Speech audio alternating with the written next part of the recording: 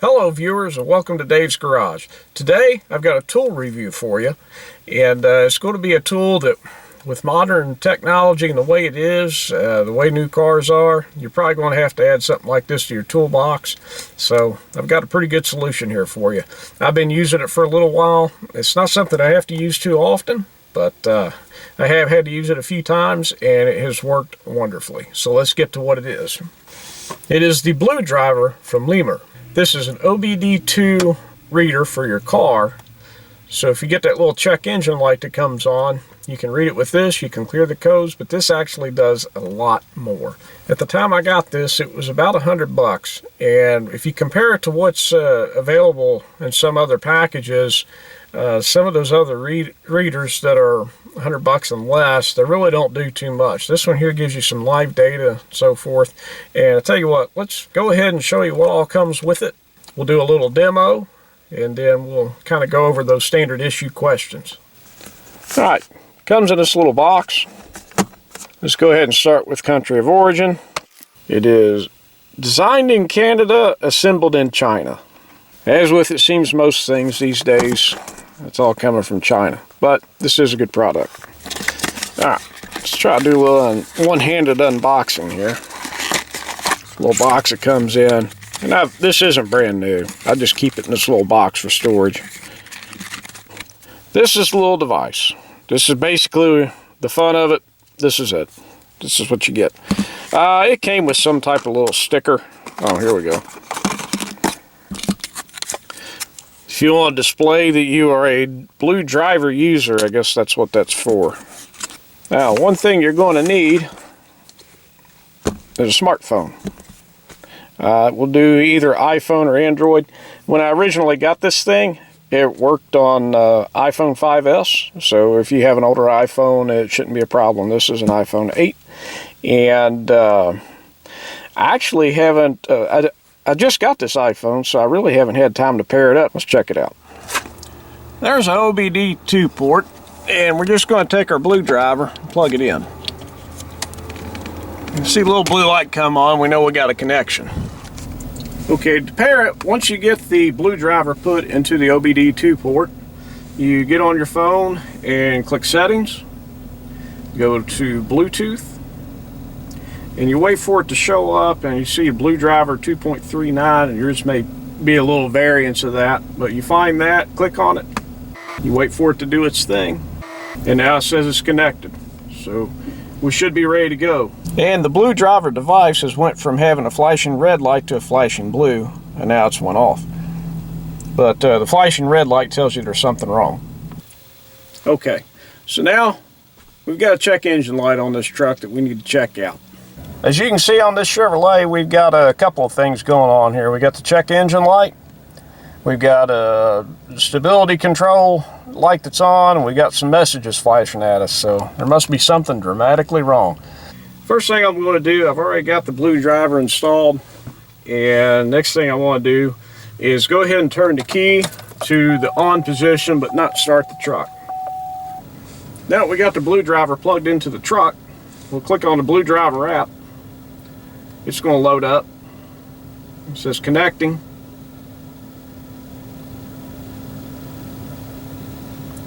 And now it looks like we're ready to read some codes. You get to the screen here, it says read codes. Let's click on that.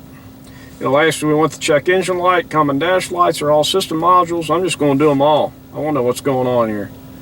Scanning, it's giving me a count.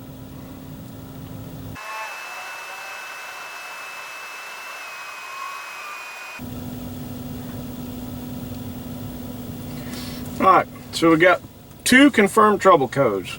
One is a P0102, which is master volume airflow sensor A, circuit low. The other is intake air temperature circuit 1, or sensor 1, circuit high bank 1. So we can click on the top one. It gives us a brief definition of the code, and we're generating something. Alright. It tells me the code definition and possible causes. ECM has failed, mass overflow sensor connector is damaged, check pins for damage and moisture. The sensor has failed, ignition circuit has high resistance over 15 ohms. Gives you a lot of things. Frequently reported fix, replace the mass airflow sensor. Okay. Intake air temperature sensor 1 circuit, high bank 1. So it's going to generate us a repair report. Gives a lot of possible causes, frequently reported fix, repaired mass airflow sensor wiring. Okay. Now we can go back. Another feature this has is the freeze frame feature. You click that. It's scanning, and what the freeze frame does is going to tell us the exact condition of this truck, all these variables in this truck at the exact moment that the check engine light come on. It gives you the one that caused the freeze frame data, the P0113, and we can scroll down, we can look at the engine temperature. This is everything that's going on in this truck. Manifold absolute pressure.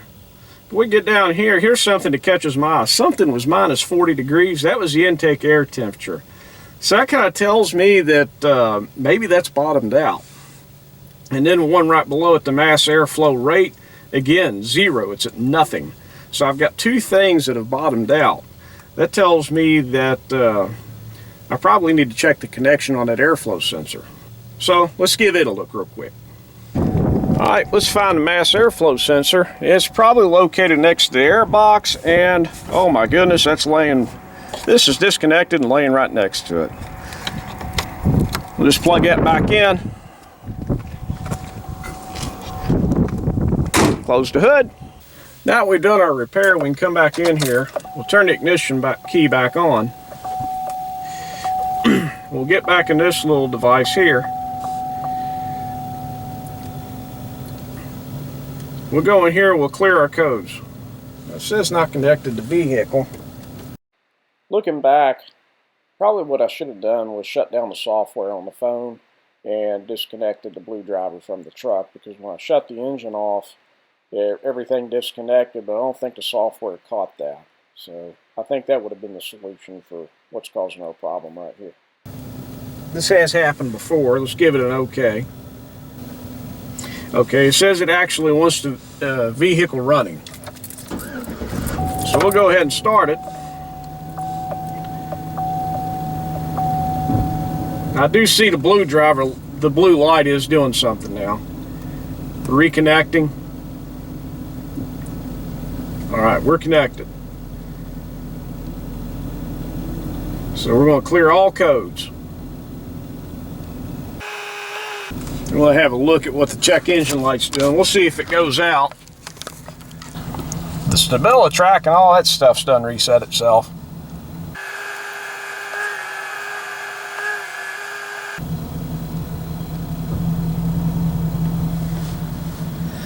Okay, we got a message here that says that it would not allow it to clear the codes while the engine was running. So we gotta put the key, we'll have to shut it off. Turn the key back on. We're going to click OK. We still got our check engine light. Go back into clear codes. Tell it to clear all codes. We'll do this again.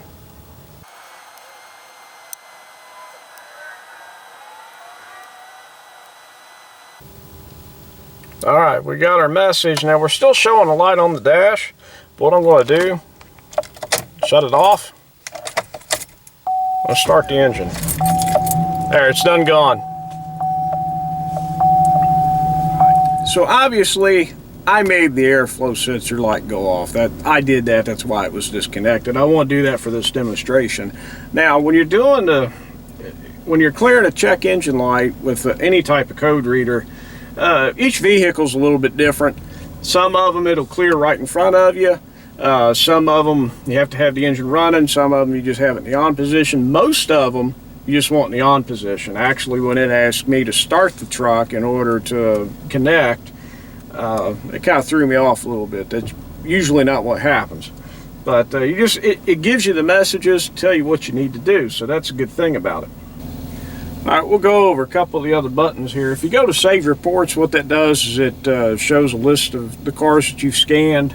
I'm not going to go into that. It's pretty simple. You can just go back on your past stuff and see the history of it. We've already done freeze frame. We'll get to Smog Check here in a minute. There's mode 6. Now I had the live data running is why this come up. So it'll cancel the live data. Scans. What this is on this left column you have your PID numbers to what each sensor or whatever is going in and giving a value. The second to left column labeled min is minimum value. That's the parameter. It has to fall between minimum and the far right maximum, and of course the actual value is in the center to what the truck sensor is giving. Probably don't know exactly what these PIDs are unless you have a chart, but you can take and click, like we'll click on 0103, and it tells me that it's oxygen sensor monitor bank 1 sensor 1, and the status is complete and passed. The red check mark, or I'm sorry, the green check mark tells you that it's passed whatever test it's in. And if we scroll down, it looks like this old truck's doing pretty good. I've got a yellow exclamation point here, so let's click on it. It says the test isn't complete, and that's the EVAP monitor.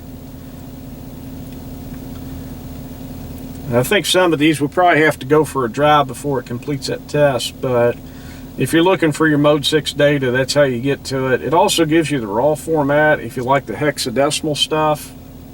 I wouldn't know what it meant, so I like the formatted stuff. It kind of tells me in a little bit more layman's terms what I'm looking at. Mill status gives you some neat information. It tells you I went 39 miles since the last trouble code was cleared. Now this is a different day from when I shot the other part of the video. I'm actually doing this across 2 different days. Since then I've traveled 39 miles, and run time since the last engine start is 10 minutes. And the current check engine light is off. Vehicle info just tells you about my truck here. Hit vehicle specifications. It tells me everything about the truck. It tells me what trim level I have. It tells you the motor, gasoline type. Gives you the engine code. I mean, you go through and you can check out everything. Maintenance schedule. You can go through that and see when you're supposed to do what. Recalls, you can go through and see what kind of recalls have been issued on this vehicle. Service bulletins, well, there's a bunch. And I gotta say, I was looking through these the other day, and some of them really don't give you any information at all, other than there is a bulletin somewhere. You'll have to go to the internet to research it, but at least you have the bulletin number. So that brings us to the only thing left is the flashlight, which you click that, and you got a little flashlight. Next is Smog Check. You click on Smog Check, hit scan, and what the Smog Check does is it tells you whether or not your vehicle will pass an emissions test if you live in an area that's concerned with that kind of thing. Actually, where I live, we don't have emissions testing, so it's not anything I have to worry about. Comes off, I got a lot of check marks that look good. I got one that says smog readiness check warning, issues below may cause a smog check to fail. Can I click that? No, I can't. So let's scroll down. Evaporator says, okay, we haven't completed the test yet. Oxygen sensor hasn't completed the test yet. So what I'm going to do is take the truck for a drive. I'm not going to film me driving all over the place, but we'll come back after I've drove it around some, because I think it has to drive and then the computer will complete its testing, and then we'll come back to it. And real quick before I forget, I think you can hit kind of a live data feature if you turn this auto on, auto off thing. If you click that, then I think you can actually see the test taking place, but you don't text and drive, so you shouldn't do that either. So I'll go for a drive and we'll come back when I'm done. Okay gang, we're back from the drive, and it still hadn't completed its test. So I've only done limited research on this because where I live, they don't do the emissions testing, so I don't have to worry about that issue. So I was just kind of wanting to see what it would do. It's probably some good information, because if you don't pass the smog test, then there's probably something going on within the vehicle that you probably need to know about, because it could be something that's starting to fail. What I'll do is I'll come back to it before we're done with the video. The only thing left is the live data, and that's probably my favorite feature of this. Now what I have pulled up here is RPMs, my engine coolant temperature, and I've got 2 oxygen sensors pulled up. Now, it actually brought them up. I think it listed everything in the order I clicked it. But sensor 1 is on the bottom and sensor 2 is on top of these bottom 2 here. So they're kind of backwards order. But what I'm looking at is my truck's pattern here. Now what the live data does, of course, it gives you real-time data about whatever sensors you tell it you want it to do. And I pulled up these 2 oxygen sensors and coolant temperature, because what I want to know is the truck running at its regular temperature? And it is. And we're running at about 600 RPMs right now. On my oxygen sensors, the bottom one is actually sensor 1, and it's got a nice wave pattern, and it's doing what it should be doing. It's fluctuating as the computer tells the truck to adjust the fuel mixture and so forth. It's doing what it's supposed to be doing. It is on the engine side of the catalytic converter. On the exhaust outlet side of the catalytic converter is sensor 2. And it has a fairly flat or slight wave pattern to it. It's doing what it's supposed to be doing. So when I see this, I know that my catalytic converter is functioning correctly. Now, the reason I bring this up is because I was working on a car that had check engine code P0420. I'll look up what that title is and I'll put it on the bottom of the screen. But anyway, I'll also throw up a picture, a screenshot of the wave pattern for that vehicle, and as you can see on it, the wave pattern for sensor 2 is fluctuating just about as much as sensor 1. So when I had that 0420 code, and go ahead and make jokes about it being 420, and it has to do with emissions. But once I had that code, and then I pulled up those oxygen sensors, and I pulled up the temperature so I could see when the vehicle was running at its normal operating temperature, because you wanted up to temperature to make sure the oxygen sensors are in their normal operating conditions. And I checked the engine RPMs because I think you're supposed to run it up to about 2,000 like I'm doing right now. You can see when you do that, on this one here, sensor 2 had a little blip there, but it's still doing what it's supposed to be doing. It's pretty flat. And of course sensor 1's all over the place, as it should be. Go back to my picture from the bad vehicle. Again, it's they're both real wavy, not what you want to see. Now from there, that tells you that there could be a problem with the catalytic converter. But from there, you get away from your Bluetooth device here, you get away from the OBDII sensor, and you start doing your other diagnostic testing, which I'm not going to get into. That's not what this video is about.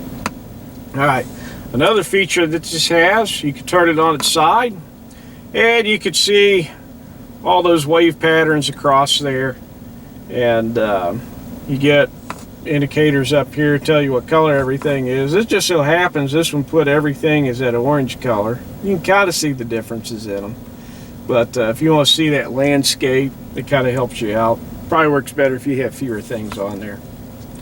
Go back to this. Now that's an example of my real world use of this thing, but we could play with it a little bit just to see what all it does. When you click on your little gear up there in the corner, that takes you to your settings, and you could select what you want. It starts off, the left one there is active. Supported tells you what this particular vehicle supports this device to tell you about. If you click all, you can see everything that the BlueDriver is capable of doing. And you can scroll down through there, you see all the different things that it can pick up. And there's quite a bit. It just goes on and on. When you get to these where it's got the little arrow, drop that, and there's two of them grouped together. And of course in yellow it says not supported by this vehicle. And of course some of this stuff it's obviously not going to be supported. I've got turbocharger temperature, and I got all those, you got 4 there that drop down. There's turbo B temperature, there's 4 more. I don't have a turbocharged vehicle, so obviously it's not going to pick up the turbo. But you could go back up here. First we'll just go back to supported, and we can drop engine coolant temperature, and we can add fuel pressure gauge, and we'll do vehicle speed, and intake air temperature. Boom. It gives you a note here that says to provide the best quality data, don't do more than 5 live sources at a time. Now it'll let you do more than 5, but what it's saying is it's trying to read the information from the vehicle's computer, Bluetooth it back to your phone, and do all this back and forth. Then you get more than 5, and it's going to jam things up a little bit. I tried it the other day, and it'll give you some funky readings. At one point it said my vehicle speed was like 180 some miles an hour. Now we know I wasn't going 180 miles an hour. The truck won't do it. But you can pop those up in there, and you see now we got all those different. The intake air temperature 61 degrees, and of course I can look on my dash, and I think you can do ambient air temperature on here too. I didn't pull it up. Fuel pressure 44 psi. We're going 0 miles per hour. Thank goodness, since we're sitting in the driveway and in the park. All right, so let's talk about what the BlueDriver is and what it is not, because that's really important. The BlueDriver is what I'm going to call a one-way OBDII reader. And what I mean by that is it takes information from the computer, but it's not a bi-directional tool. And if you need to do function test with a bi-directional tool, this isn't going to do it. And what I mean by those, if you're not familiar with them, is let's say you're having a problem with your evap system, and you want to open a valve or something in the evap system, and you want to do it manually through the computer to command it to do that. There are tools that do that. Now this one will not do it. You need a bi-directional tool to do that. And to be honest, those bi-directional tools start, just to get into the ball game, is over $1,000 generally. There may be a few out there for less than $1,000. I haven't seen any. The cheapest I think I saw, I was kind of researching it before I did this vehicle, the cheapest I saw was $1,300 just to get into that ball game. $1,300 if you want a bi-directional tool. So for a $100 tool, this isn't bad. Now it reads the live data, it gives your OBDII codes, your check engine light codes, it gives you ABS codes and so forth like that, but it is limited on that live data. And one of the things I noticed I was looking for the other day was it gives you vehicle speed, and I think it's pulling that from the sensor that's for this truck is probably in the transmission. It's given one vehicle speed. But if I was to get an ABS code or a check engine light code, let's say it said that my driver's side rear wheel sensor was bad. If I wanted to start diagnosing that, then I would need my scan tool to be able to tell me that particular speed sensor. And I didn't see where this one was capable of it. And it may be that those are more proprietary codes. And this kind of gets into the whole mess of OBDII, and something I'm really not a fan of is there's a lot of information I think is available, and I don't see it offered in any of these tools, at least not for that price. Again, you get into that multi-$1,000 price range, then yeah, you can see all kinds of things, you can do all kinds of things, but it's not available in this one.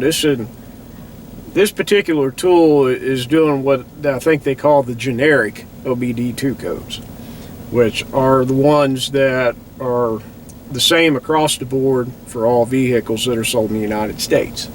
So let's get into those standard issue questions. Star rating, I'll give it 4 stars. Now, why not 5? I think it's holding back. I think that the tool itself is capable. It's already into the computer system. It's already sending it to my interface here. I don't see why it can't go on and give me some of that other information. Why can't it give me all 4 individual wheel speed sensor readings? And you know, I'm curious to why it can't read those things, because the hookup's there, and it's just a matter of doing the programming code to get it to read that. And I don't want to fault BlueDriver entirely, because I noticed that no system has really seemed to offer that, at least not for the $100 or less, or even $200 or less systems. I haven't seen that offered. If there's somebody out there that has the answer to that, to why these systems won't offer that, put it in the comments section. I would love to know. While it is a very capable tool, I think it is capable of a lot more. And kind of while I'm on the topic, there's another thing I would like to see happen, is a tool in a reasonable price range that could flash the computer. Would I recommend this device to a friend? Of course I would. As far as the OBDII devices that are on the market, I think this one is definitely the best for the money. Is there better out there? Yes. Do you have to pay a lot more for that? Yes. So if you're wanting something for $100 that has a great layout, this thing is super easy to do. As far as the layout and how simple it was to use, there could be some improvements on it. I wish it had like a directory to tell me what PIDs I was actually looking at, that kind of thing.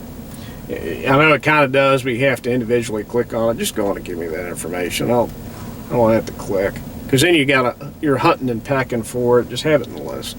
But it is probably the easiest format that I've seen, and the thing gives you a wealth of knowledge.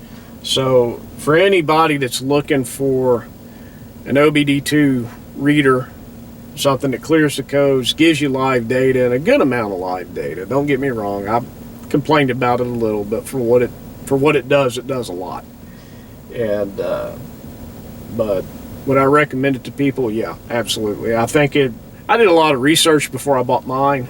It's the best I could find for what I was looking for and what I was willing to pay. All right, just about wraps it up. But before we go, let's see if we passed our smog test yet. Scan it. Well, looky there. I guess we sat here long enough, and whatever the parameter is to meet it, we finally met it. So we've passed our smog test, and we can have it all done. We go down, we can see all of our little green check marks, or we might find out that a lot of those tests weren't applicable. But anyway, I've got my report card. The truck is smog test ready. So if I lived in a state that had smog testing, this thing says I would pass it. And for all you Prius owners out there that look at my truck and look down your nose at it, no, it's green. All right, it's got green check marks. It's a green truck. It's nice to the environment. All right, so lastly, when you're done with it, just reach down here, unplug it, put it back in the toolbox. Now, after that lengthy demo and review, and I just wanted to give you a lot of information, the best I could about it. If you decide you want one, we'll make it easy for you. Check for a link in the description on this video. You click, go right to it, and order one. And that pretty much wraps up this video. So like, subscribe, ring the little bell. That way you get notifications when I put out new videos. You know the YouTube drill. You've been watching long enough. I want to thank you for watching, and I'll see you on the next one.